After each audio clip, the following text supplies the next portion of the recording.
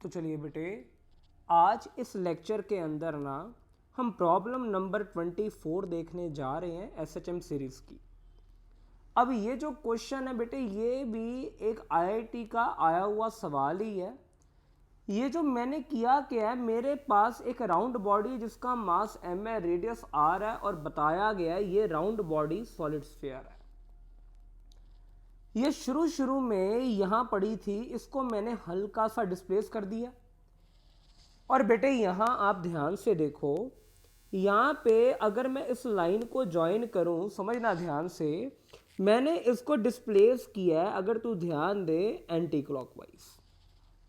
Let us से यहाँ से ये जो दूरी आई है ये x आ गई, और मान के चल रहा हूँ बेटे ये जो थीटा आया है इट इज़ वेरी स्मॉल।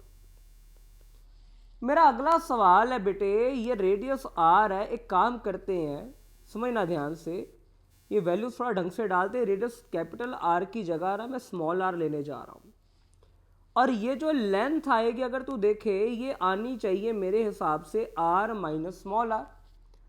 सवाल आया है, अगर इसको यहाँ पॉइंट ये जो हल्का सा डिस्प्लेस करके यहाँ ले जाके छोड़ा है, आप ये बताओ टाइम पीरियड कितना आना चाहिए। बेटे केस ना बहुत आसान है, वो बहुत ज़्यादा सिंपल है। यहाँ पे ना ये क्वेश्चन करवाने से पहले मैं तुझे एक चीज़ बताना चाहता हूँ। आई होप मेरे बेटे तेरे को ये बात पता हो। यहाँ पे क्वेश्चन क्या है, मान ले ये मेरे पास वेज आ गया, ये मेरे पास बेटे एक राउंड बॉडी आई है, ठीक है बेटे, और इस राउंड बॉडी का मास m है, रेडियस r ले ले।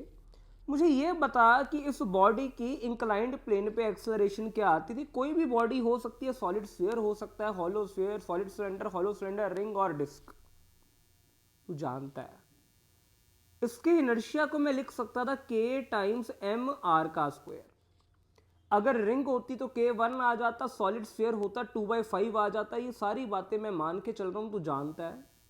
तुझे अगर याद हो ना, ये केस हमने रोटेशन में किया हुआ है, नीचे की तरफ आना चाहिए mg साइन थीटा। शायद मुझे लगता है पीछे की तरफ फ्रिक्शन आया करती थी, और हम तीन इक्वेशंस लिखते थे, mg sine theta minus f should be m into a, f into r is equals to I alpha और a is equals to r alpha. अब खैर मैं इस डिटेल में नहीं जाऊंगा, तीन इक्वेशन कहाँ से आई है, मेरा मेन मकसद था तेरे को आइडिया देना और ये बताना यहाँ पे इस केस में जो एक्सेलरेशन आती थी ना बेटे, कितनी थी जल्दी बता, g sine theta divided by 1 plus k square bye are का स्क्वायर। आई होप बेटे तेरे को ये बात याद आ रही है। और अगर बेटे ये बात तेरे को याद है ना, मैं यहाँ पे इस बॉडी की नेट एक्सेलरेशन लिखने जा रहा हूँ। अगर तू ध्यान दे, ये जो एक्सेलरेशन आई है मैं मान के चल रहा हूँ साइन थीटा, क्योंकि थीटा बहुत छोटा है, it will tend to theta, और थीटा विल टेंड टू, तू समझना, तू समझ ध्यान से, साइन थीटा की वैल्यू डालू क्योंकि थीटा बहुत छोटा, ये आएगा x परपेंडिकुलर आ गया डिवाइडेड बाय हाइपोटेन्यूज, ये आएगा x divided by capital R minus small r। Value डालता हूं बेटे, क्या आएगा, g साइन थीटा की जगह मैंने लिख दिया x divided by r minus small r आ गया, और ये बचेगा 1 plus k square bye are square. तो देख बेटे यहाँ पे क्योंकि डिस्प्लेसमेंट राइट में था, एक्सेलरेशन शायद लेफ्ट में आएगी, इसके चलते मैं यहाँ पे नेगेटिव साइन लगा रहा हूँ।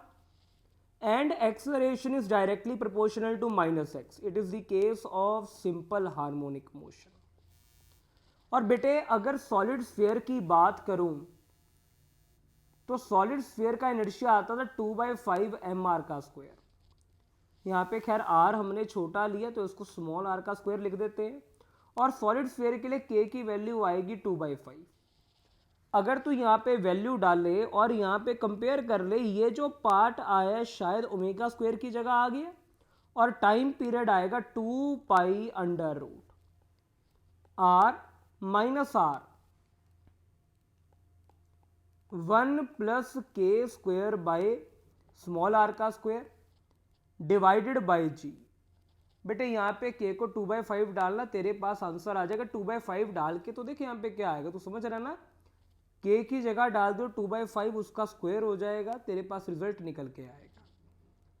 आई होप बेटे आप सभी को एक क्वेश्चन समझ आया है। आप जस्ट इसमें वैल्यू डालिए, आपको आंसर मिल जाएगा। ये क्वेश्चन देखने में तो टफ था, इसको एनर्जी मेथड से भी किया जा सकता है, बट वहां से क्वेश्चन करना थोड़ा टफ है।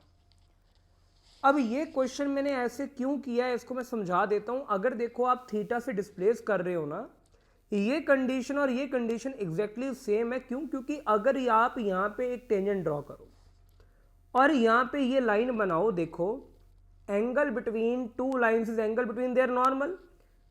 ये जो लाइन आई है इसके परपेंडिकुलर हॉरिजॉन्टल लाइन, और ये जो लाइन आई है इसके परपेंडिकुलर ये टेंजेंट, तो ये एंगल भी शायद थीटा आता। एक तरह से अगर आप ध्यान दो ना बेटे, तो ये जो पार्ट है ना ये वेज बना पड़ा है, और वेज के ऊपर ये एक राउंड बॉडी पड़ी है। बिल्कुल वैसा ही केस जो आप नीचे देख रहे हो, सारी कहानी सेम है। मैंने सीधा एक्सेलरेशन लिखी, मेरे को मेन है अगर ये फॉर्मूला याद रहेगा मैं सीधा आंसर निकाल दूंगा। आई होप बेटे आप सभी को एक लेक्चर समझ आया हो। अगर इसमें आपको कोई भी डाउट है तो प्लीज़ नीचे दे कमेंट सेक्शन में ज़रूर पूछें, और अगर आपको ये वीडियो पसंद आई हो तो प्लीज़ हमें कमेंट कर भी ज़रूर बताएं। Thanks for watching.